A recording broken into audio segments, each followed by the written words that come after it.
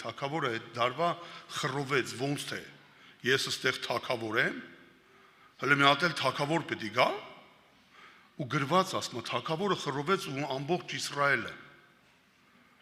Եվ ինչ տեղի ունեցավ, թագավորը ուղարկեց եւ սպանեց բոլոր մանուկներին, որոնք որ կարծեցյալ էին Տեր Հիսուսի տարիքին պիտի լինեին։ Ինչի համար, որ հանգարց իր թագավորությանը չկպնի, հանգարց ուրիշ թագավոր իրանից բացի չծնվի։ Ու ես մի բան ասեմ, թող բոլորիս զարմանքնալի չթվա, նույն մարդը մենք ենք։ Ես ունեմ իմ թագավորությունը, դու ունես քո թագավորությունը։ Եվ մենք ամբողջովին կարճած ենք, ասես բռնված ենք դրանից, որ հանգարց ու հանգարց մեր ձեռից ոչ մեկ դա չտանի։ Բայց Տեր Հիսուս ասում է, եթե չհնազանդվես, կյանքը պիտի չտեսնես։ Ուզում եք երկնքի արքայություն մտնեք։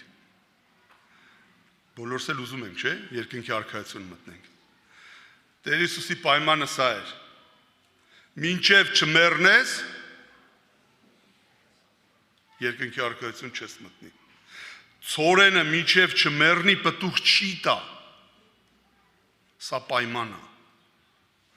Կարծես ասենք սա ֆորմուլա է տենց, հա, ֆորմուլա բանաձև է, լուծումը գտնելու համար այս բանաձև, այսինքն հավիտենական կյանքի բանաձևը սկսվում է սրանից։